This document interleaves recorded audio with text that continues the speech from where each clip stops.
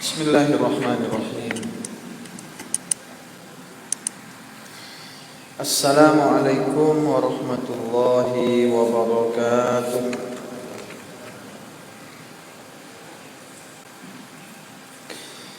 Alhamdulillahi rabbil alamin. Alhamdulillahilladzi ahyana ba'dama amatana wa ilaihin nusyur. Walhamdulillahilladzi bi ni'matihi tatimmus shalihat wa bi fadlihi tatanazzalul khairat wal barakat wa bi mannihi tatahaqqaqul maqasid wal ghayat. Asyhadu an la ilaha illallah wa asyhadu anna Muhammadan abduhu wa rasuluhu wa safiyyuhu min khalqihi wa habibuhu. Allahumma salli wa sallim wa barik wa an'im ala hadzal nabiyil karim wa ala alihi wa sahbihi ajma'in. Amma ba'du. Subhanaka la ilma lana illa ma 'allamtana innaka antal alimul hakim. Allahumma ij'al jam'ana hadza jam'an marhuma waj'al tafarruqana min ba'dihi ya Allah tafarruqan ma'suma. Allahumma la taj'al fina wala minna wala bainana syaqiyyan wala mahruma. Allahumma 'allimna ma yanfa'una wanfa'na bima 'allamtana wa zidna ilman. Allahumma amin amin ya rabbal alamin. Bapak Ibu saudara-saudari kaum muslimin, kaum muslimat, para hamba Allah, jemaah salat fardu subuh di Masjid Raya Teluk Bantan yang dimuliakan oleh Allah Subhanahu wa taala, insyaallah. Di hari ketiga dari hari-hari tasyrik yang agung ini, yang kita masih disunnahkan untuk membaca takbir muqayyad selepas salat sampai selesai salat asar di hari ini. Di hari-hari kita mengagungkan Allah dengan kalimat-kalimat takbir ini, kita akan kembali melanjutkan pembacaan kita terhadap kitab Syama'il Muhammadiyah atau Syama'il An-Nabi sallallahu alaihi wasallam. Kita akan baca pada subuh ini hadis yang ke-7. Kita bacakan matannya, teksnya, kemudian kita terjemahkan dan kita gali maknanya. Haddatsana Ahmad bin Abdah ad-Dhabi al-Basri wa Ali bin Hujr wa Abu Ja'far Muhammad bin al-Husaini wa huwa bin Abi Halimah. Qalu haddatsana Isa bin Yunus an Umar bin Abdullah maula Ghufrata qala haddatsani Ibrahim bin Muhammad min walad Ali bin Abi Thalib radhiyallahu anhu qala, kami mendapatkan informasi dari Ahmad bin Abdah ad-Dhabi al-Basri dari Basrah. Kata Imam At-Tirmizi, kami mendapatkan informasi dari Ahmad bin Abdah ad-Dhabi dari Basrah dan Ali bin Hujrin dan Abu Ja'far Muhammad ibn al-Husain. Ini semuanya guru-guru Imam At-Tirmizi. Beliau meriwayatkan dari 3 orang ini. Apa yang mereka katakan? Qalu haddatsana Isa bin Yunus. Kami mendapatkan kabar ini dari Isa bin Yunus. Isa bin Yunus mendapatkan kabar ini dari Umar bin Abdullah maula Ghufrah. Umar bin Abdullah maula Ghufrah berkata, saya mendapatkan informasi ini dari Ibrahim bin Muhammad, salah satu anak Ali bin Abi Thalib, dari anak Ali bin Abi Thalib radhiyallahu anhu. Qala, dia mengatakan kana Aliun. Nah, ini isi hadisnya ini. Kana Aliun radhiyallahu anhu adalah sahabat Ali bin Abi Thalib radhiyallahu anhu. Idza wasafa Rasulullah sallallahu alaihi wasallam, apabila menyebutkan sifat Rasul sallallahu alaihi wasallam atau menggambarkan tentang sifat Rasul sallallahu alaihi wasallam, beliau berkata, lam yakun Rasulullah sallallahu alaihi wasallam bit-tawilil mumaghati wala bil qasiril mutaraddidi, kana rab'atan minal qaumi. Nah, ini masih sama dengan hadis-hadis sebelumnya informasinya. Rasulullah SAW itu tidak tinggi terlalu tinggi, tidak pendek terlalu pendek. Beliau itu perawakannya sedang di tengah-tengah kaumnya. Nah, sama rata-rata. Lam yakun bil ja'dil qatati wala bis sabti, kana ja'dan rajulan. Rambut beliau tidak keriting bergulung-gulung, tidak pula lurus selurus-lurusnya, tetapi rambut beliau ikal, lurus, kemudian di ujungnya ada sedikit gulungan, tidak gulung, ikal.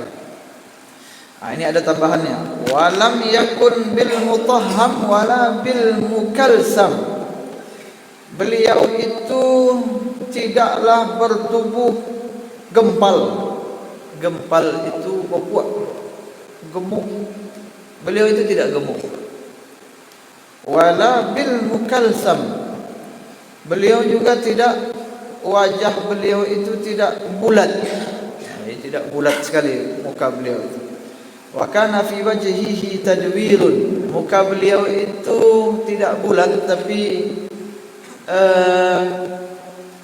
lonjong. Lonjong. Jadi bukan bulat sekali tapi lonjong. Abyadun musyrabun. Kulit beliau putih kemerah-merahan, seperti yang kita sampaikan sebelumnya. Ad'ajul ainaini. Mata beliau hitam. Bola mata beliau itu sangat hitam. Hitam. Jadi ada mata orang sebagian coklat, agak kecoklatan, agak kehijau-hijauan, agak kekuning-kuningan. Beliau bola matanya hitam. Ahdabul asfar. Beliau itu punya mata, bulu mata yang lentik, panjang, lentik. Jalilul musyas wal katat. Beliau itu punya tulang bahu yang kokoh, yang kuat, yang nampak keluar. Nampak tulang bahunya, nampak kuat. Ajradu. Tubuh beliau bersih, tidak berbulu, tapi zu masrubatin. Tapi beliau punya bulu yang tumbuh dari dada sampai ke pusat. Jadi jangan dibayangkan pula kalau beliau punya bulu dari dada ke pusat itu seluruh tubuh beliau berbulu. Ternyata tidak. Beliau tubuhnya bersih, tidak banyak bulu. Karena kalau bulu ini terlalu banyak juga tidak bagus. Ya. Nanti orang percaya pula dengan teori Darwin, teori evolusi. Ya. Ini tidak. Ada kawan kita di Kairo itu dulu, kakak kelas kami, asal melihat orang yang bulunya banyak di tubuhnya, dia bilang, ini indikasi teori Darwin ini benar. Ya. Banyak bulunya. Ya. Dari kera kemudian berubah menjadi manusia, bulu-bulunya masih banyak. Tapi itu ini saja, kelakar saja. Bukan berarti yang punya bulu banyak tidak bagus atau membenarkan teori Darwin. Tidak demikian. Kalau Nabi, beliau disebutkan ajradu. Beliau tidak berbulu tubuhnya itu. Bukan berarti tidak berbulu sama sekali, tapi tidak banyak, tidak lebat bulu di seluruh tubuh beliau. Yang lebat bulunya antara dada sampai ke pusat. Syasnul kaffaini wal qadamain. Beliau itu punya telapak tangan dan telapak kaki yang tebal. Ya. Sudah kita sampaikan juga pada hadis sebelumnya. Tebal, telapak kaki dan telapak tangan beliau tebal. Tidak tipis. Nah, ini menunjukkan, tapi tidak kasar. Tidak kasar, karena dalam salah satu hadis, kalau tidak salah dari Anas bin Malik, aku tidak pernah menyentuh tangan yang lebih lembut dari tangan Nabi SAW. Lembut tangan. tapi tebal. Artinya beliau itu tidak tipis telapak tangan dan telapak kakinya. Tebal tapi tidak keras. Idza masya taqalla'a ka'annama yanhattu min sababin. Ini juga pengulangan dari hadis sebelumnya. Apabila beliau berjalan kokoh, benar-benar diangkat kakinya, tidak mesese, ya, tidak dibawa kakinya itu, tidak tidak dielo-elo kata orang sekarang. Sehingga dalam riwayat yang lain dikatakan kalau melihat Nabi berjalan, ta'rifu annahu laisa bimasyil ajizi wala al-kaslan. Bukan jalan orang yang lemah atau jalan orang yang malas. Jalan orang yang malas itu mengangkat kaki dia seperti tidak terangkat. Kalau Nabi berjalan itu serius, angkat betul kaki. Seakan-akan beliau turun dari bukit, dari tempat yang tinggi. Jadi benar-benar diangkat kaki itu. Nampak diangkat kaki, tegap dan kuat. Wa idzal tafata iltafata ma'an. Nah, ini penting juga ini. Apabila beliau memalingkan wajah, ikut berpaling kedua bahu beliau. Ya. Jadi kalau berpaling dipanggil oleh orang, Nabi itu tidak begini. Nah. Atau kenapa? Ini salah satu indikasi menunjukkan kita tidak menghargai orang lain. Diimbau orang, cara begini saja menunjukkan kurang menghargai. Nabi itu memiliki sifat kesempurnaan yang luar biasa, termasuk cara beliau melihat kepada orang, termasuk cara beliau memalingkan wajah. Izal tafata iltafata ma'an. Apabila beliau berpaling melihat kepada sesuatu, melihat kepada seseorang yang memanggil beliau misalnya, beliau berpaling dengan kedua bahu beliau juga ikut. Kan lo untuk apa? Dipanggil orang kita menunjukkan kita menghargai orang. Ya. Sampai begitunya Rasul itu, sehingga beliau nanti di ujung hadis ini katakan kalau orang baru kenal dengan beliau, orang akan langsung menghormati beliau. Orang kalau sudah lama bergaul dengan beliau pasti dicintai oleh orang itu. Ya. Murah orang jatuh cinta kepada beliau karena cara beliau, cara berbicara, bahkan belum berbicara lagi, baru gerak anggota tubuh beliau saja berhadapan dengan orang langsung tahu ini orang mulia, ini orang hebat. Dan orang yang berakal bisa menilai ini orang ini seperti apa dari pertama melihat cara geraknya, bahasa tubuhnya. Ini yang banyak konai kita Bapak Ibu ini melihat bahasa tubuh ini. Bahasa tubuh. Padahal bahasa tubuh itu menentukan lebih banyak daripada bahasa mulut, bahasa verbal. Itu orang ahli komunikasi mengatakan demikian. Yang lebih banyak menentukan dalam hidup ini, dalam berkomunikasi dengan orang, itu bahasa tubuh kita, bukan bahasa verbal. Lidah ini tidak bertulang, mudah saja mengucapkan kata-kata yang manis, tapi bahasa tubuh, rona muka, kemudian gerak tangan, anggota tubuh kita ketika berbicara dan berhadapan dengan orang itu tidak bisa dibohongi. Mulut kita mengatakan kita suka kepada seseorang, tapi tubuh kita, muka kita, kemudian mata kita mengatakan hal yang lain. Orang akan lebih percaya dengan tubuh kita karena mulut atau lidah ini tidak bertulang. Nabi SAW bukan hanya lisan beliau yang indah, bukan hanya lidah beliau yang manis kepada orang, tapi anggota tubuh beliau, cara beliau menghadapi seseorang luar biasa. Itu yang pernah kita sering sampaikan. Bahkan cara bersalaman saja kadang kita tidak tepat cara bersalaman kita. Banyak di antara kita bersalaman dengan orang, dia melihat ke orang lain. Ya. Itu orang yang punya perasaan, melihat itu saya lebih baik tak bersalaman lagi. Ya, bersalaman cuma melihat kepada orang. Seakan-akan mengatakan kamu tidak ada harganya bagi saya. Ya. Dia tidak perlu salam dengan Anda. Tapi kalau bersalaman itu, ya, lihat mata orang, lihat mukanya. Kalau perlu pegang tangannya. Itu bahasa secara tidak langsung kita ingin mengatakan kamu itu berharga bagi saya. Kamu itu penting bagi saya. Rasul di situ kelebihannya, Bapak Ibu yang mulia. Salah satu kelebihan, bahkan dengan anak-anak disampaikan dalam hadis-hadis. Berjalan beliau, ketemu anak-anak, beliau yang pertama menyapa anak. Beliau yang mengucapkan salam kepada anak-anak. Kita, jangankan anak-anak, sama bodang, bahkan lebih tua lagi kita hadapi, gengsi mengucapkan salam atau menyapa pertama sekali. Balik kepada anak-anak, ketek-ketek berawakkan salam kayaknya. Kalau Nabi SAW berhadapan dengan anak-anak sekalipun, anak-anak pun tahu bahwa Nabi menghargainya. Gitu. Subhanallah, beliau makhluk yang luar biasa, pilihan. Dan akhlak beliau ini, kalau selalu kita baca, kadang kita malu dengan perilaku dan perangai kita keseharian.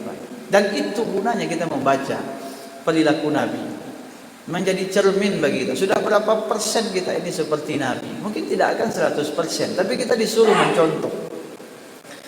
Disuruh mencontoh semampu kita. Kalaupun tidak akan sama, jangan berbalik, jangan terbalik. Nabi begini, kita begitu. Nabi ke utara, kita ke selatan. Nabi ke timur, kita ke barat. Perilaku dan cara kita. Kalaupun tidak akan 100%, ada keinginan untuk meniru itu. Wa iza iltafata ma'an. Apabila beliau melihat kepada seseorang, beliau melihat dengan kedua bahu beliau, ya. Menghargai. Baina katifaihi khatamun nubuwah. Di antara dua bahu beliau ini terdapat khatamun nubuwah, ada stempel kenabian. Stempel kenabian itu dalam beberapa syarah para ulama disampaikan, ada beberapa pendapat ulama, tapi yang paling kuat mengatakan stempel itu mislu asaril mihjam, seperti bulatan bekas orang berhijamah. Berhijamah itu apa? Apa nama hijamah itu? Bekam. Bekam. Seperti orang berbekam. Jadi hijamah ini sudah merupakan cara pengobatan tradisional kuno, sudah lama. Ya, jadi sudah dikenal hijamah itu sudah dikenal lama. Jadi dulu memang tidak ada alat itu, tapi ada seperti bulatan ditekankan ke kulit, kemudian dihisap dulu. Dihisap sampai nempel di kulit itu, nanti ketika dilepaskan ada bekasnya. Kalau sekarang sudah ada alatnya seperti tembak plastik. Ya. Ketika itu diangkat ada bekasnya, merah, kemerah-merahan. Seperti itulah menurut para ulama khatamun nubuwah itu. Apa namanya? Stempel kenabian. Bukti fisik bahwa beliau nabi. Para ulama mengatakan bukti ini ada di semua para nabi, bukan hanya nabi saja. Tapi dulu para nabi terdahulu itu khatamun nubuwah itu terletak rata-rata di telapak tangan, di punggung tangan para nabi. Sehingga orang ketika datang langsung nampak ini nabi. Ya, ini nabi. Khusus untuk Nabi Muhammad SAW, letaknya tersembunyi di bagian punggung bagian atas, di antara kedua bahu beliau. Dalam beberapa riwayat para ulama dikatakan lebih dekat ke punggung ke bahu bagian kiri, tidak terlalu di tengah. Itu yang dulu dilihat oleh Salman Al-Farisi. Salman Al-Farisi kita tahu kisahnya. Al-Farisi artinya orang Persia, orang Iran sana. Ya. Beliau ini anak seorang majusi, penyembah api. Bahkan beliau ditugaskan menjaga api itu supaya tidak padam. Ya. Beliau berpindah-pindah dari satu rahib ke rahib berikutnya mencari kebenaran. Berpindah dari satu pendeta ke pendeta berikutnya. Masuk agama Masehi, dipesankan bertemu dengan rahib berikutnya, pendeta berikutnya, sampai pendeta terakhir mengatakan sebentar lagi akan datang pada zaman ini seorang nabi akhir zaman. Kamu harus ketemu dengan dia. Maka berjalanlah Salman Al-Farisi, ya, berasal dari Iran, kemudian ke Amuria, daerah Turki sana, ke Syam, kemudian pada akhirnya sampai ke Khaybar. Dari Khaybar beliau sampai ke Madinah, ketemu dengan Nabi. Ya, ketemu dengan Nabi.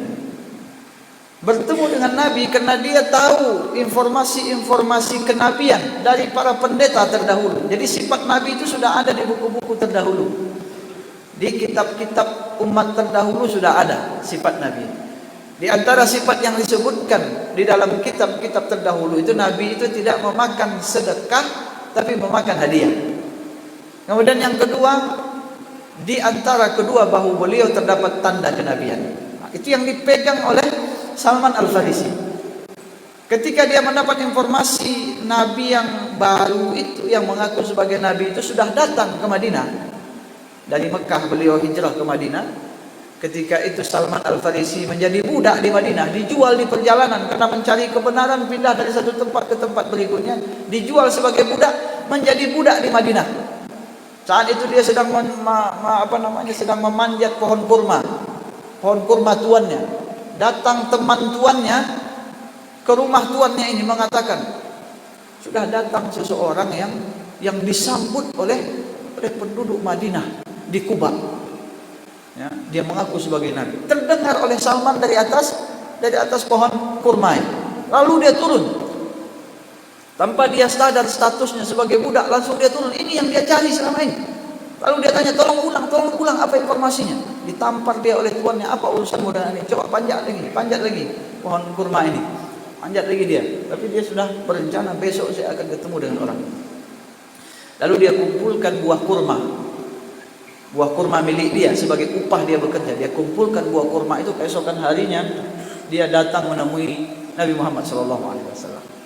Lalu dia katakan, ini ada kurma sedekah kami untuk Tuhan. Dia mau menguji ciri yang pertama.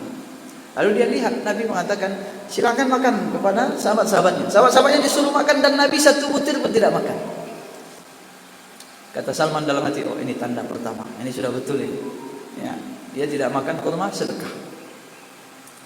Beberapa hari kemudian dia datang lagi membawa kurma. Nabi, ini hadiah. Bukan Nabi, wahai Tuhan, ini hadiah bagi saya. Lalu Nabi makan bersama-sama dengan para sahabat. Oh ini tanda kedua, ini betul. Lalu dia bingung bagaimana melihat tanda kenabian yang ada di antara kedua bahu beliau tertutup.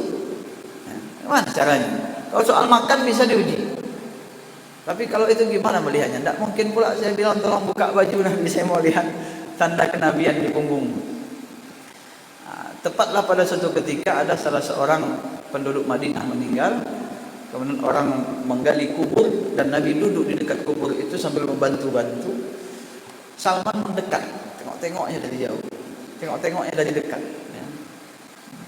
Berdiri dia, Nabi sedang duduk, beliau berdiri, tengok-tengoknya. Dan Nabi tahu, mungkin diberi wahyu oleh Allah Subhanahu. Kemudian Nabi buka baju beliau. Ya. Terlihatlah oleh Salman tanda kenabian itu. Di antara kedua bahu beliau, bulatan tanda kenabian. Salman tidak tahan, langsung beliau peluk itu Nabi. Bayangkan puluhan tahun dia mencari kebenaran itu. Puncaknya itu inilah, beliau menangis di peluknya Nabi SAW. Dan Nabi biarkan. Dipeluk oleh Nabi, kemudian setelah puas dia menangis, setelah dia cium Nabi dari belakang, kemudian kata Nabi, menghadaplah ke depan. Ke depan. Apa yang terjadi dengan dirimu? Baru Salman menceritakan perjalanan panjangnya sampai menjadi budak. Dari anak seorang pemuka Majusi di Iran, bertahun-tahun berpindah-pindah dari satu negara ke negara lain mencari kebenaran. Hari ini aku bertemu dengan engkau wahai Nabi.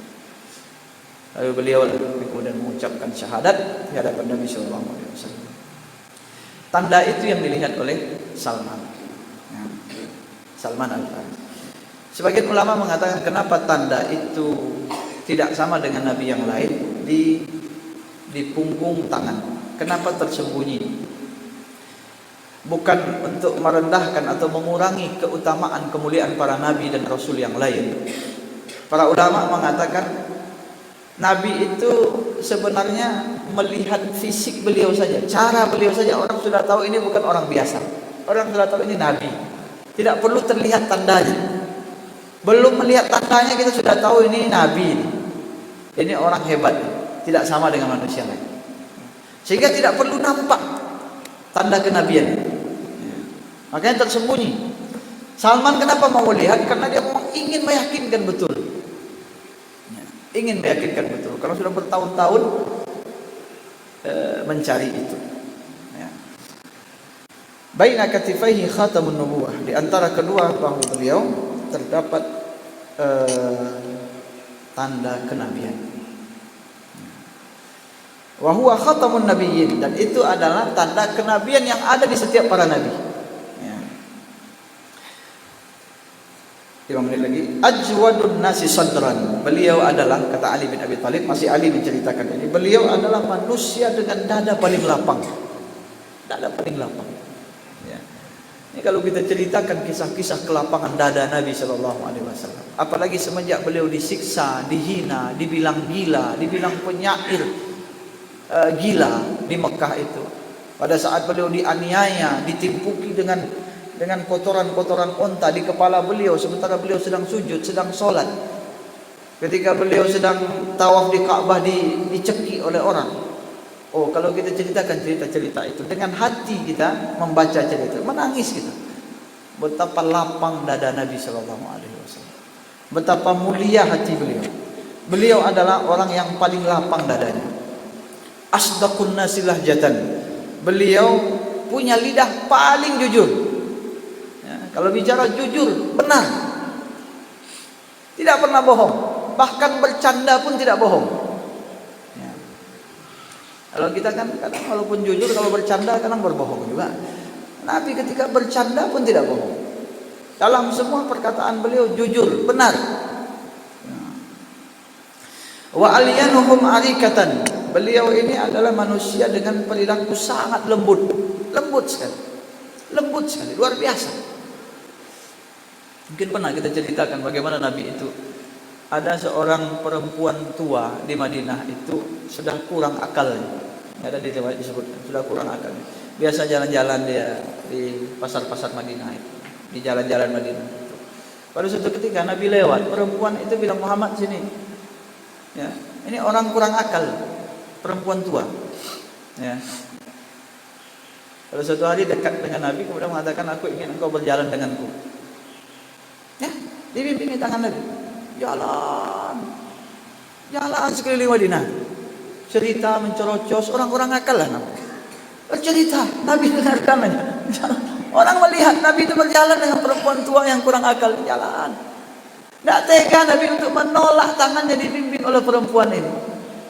Berjalan Nabi, subhanallah. Setelah lama berjalan, apakah sudah selesai wahai ibu? Sudah. Harus selesai Nabi. Subhanallah. Ya. Kita jangankan orang kurang akal ngajak jalan. Ya.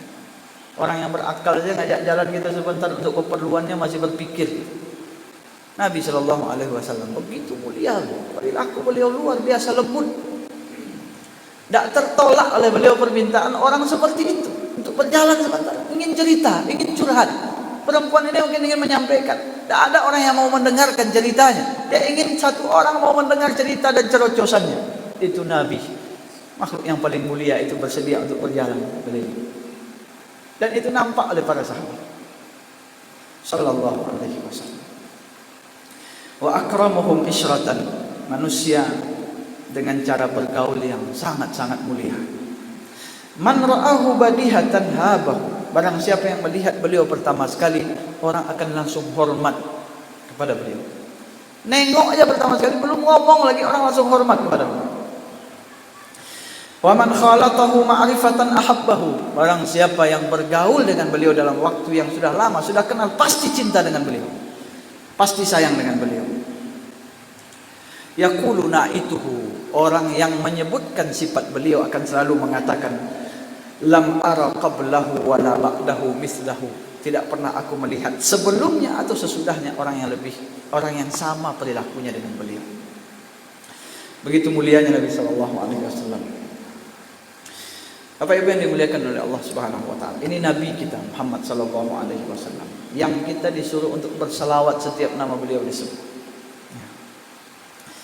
Kalau kenal dengan perilaku beliau, sifat beliau, kita tidak akan berat sekedar mengucapkan Allahumma salli ala Muhammad wa ala alihi atau sallallahu alaihi wasallam setiap kali setiap kali namanya disebutkan. Dan akan muncul kerinduan suatu saat bertemu dengan beliau. Ya. Bertemu dengan beliau. Dan beliau ridha dengan kita mengakui kita sebagai umat beliau. Kita menanti-nantikan saat-saat pertemuan dengan beliau itu. Nanti di padang mahsyar. Pada saat kita berada di satu tempat dengan beliau insyaAllah. Dengan syarat perbanyak bersalawat kepada beliau. Ikuti sunnah-sunnah dan ajaran beliau. Dan minta kepada Allah untuk bisa bersama dengan beliau pada suatu saat nanti. Mendapatkan syafaat dari Rasulullah SAW. Demikian hadis yang ketujuh, mudah-mudahan semakin mengakrabkan kita dengan pribadi Nabi SAW. Ini baru sifat fisik, cara beliau bergaul, cara beliau, belum nanti sifat-sifat perilaku beliau pada bab berikutnya. Itu luar biasa. Di situ akan kita banyak melihat bercermin dari perilaku Nabi SAW. Mungkin demikian, sudah setengah jam kita menyampaikan. Kalau ada pertanyaan satu atau dua pertanyaan, kita buka waktu 5 menit. Dipersilakan. Kalau tidak kita tutup.